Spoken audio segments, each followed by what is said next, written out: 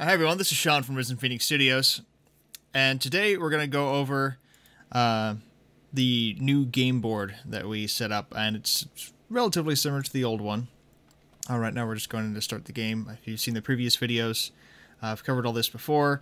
Have our deck editor, their deck already set up, select your starting character, and go into the main board. So here is the main game board now, and you'll realize you'll notice most of it looks similar. It's really along the outside where we've made some changes. You can see here your opponent now has verses on it, so it's hopefully a little bit more clear that this is the person that you're fighting. If you're fighting a friend, once you have multiplayer in, it'll actually have the friend's name there. While it is single player storyline, it'll just be the name of the captain of their deck, so your enemy's starting character. In this case, Dark Wrench.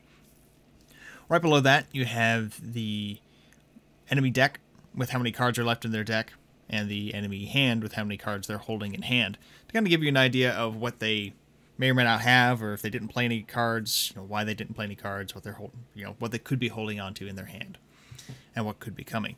Below that, you see two empty spaces. You have the enemy discard pile right here, and your discard pile right here, and we'll show you those as soon as we kill some people and have things for them to show up.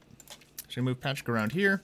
And one other thing I want to show you is on the bottom right-hand side of the screen where you tap your deck to end your turn, we move a little icon and made a box for how many cards you have left in your deck.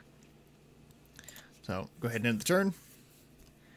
And we'll see if we can't kill someone and show you the discard pile real quick. Actually, it looks like, I didn't even realize, Patrick has been affected by Wind Down, and you can see a preview image of the card here in the discard pile.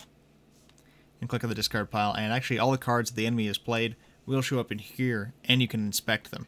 So you see the skill Wind Down decreases target unit's movement by 1 last 2 turns. You can also actually level this up and make it last longer, which can be difficult to work around sometimes, especially because they also stack. So if you have more than one of these in your deck, you can actually use them at the same time on the same person and keep them from going around anywhere. Hit cancel to close that out. And we're back on the main screen. Those are the main changes we've made. All the other interaction buttons have stayed the same. So inspect, I'm on Patrick right now. If I hit inspect, I can view his card. The back button, if he makes a movement, takes it backwards. The attack button, if I'm next to someone, I can select them, hit attack. That's the defend button if he hadn't moved, and the skill button, which actually I can show you again real quick. We'll put some equipment here on Patrick. Oh, actually, you know what? I already moved him, so I'm not allowed to use his skill button anymore. But. Alright, so they're moving around. Getting really ready to attack me. And we'll just do the hack here one more time to modify one of Patrick's items over here. We'll hit boots, increased his accuracy.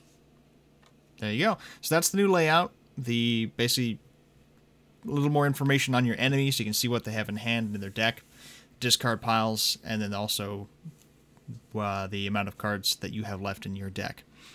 I hope you enjoy it. The demo is available on Steamalot, on Risen Phoenix Studios /game/Steamalot.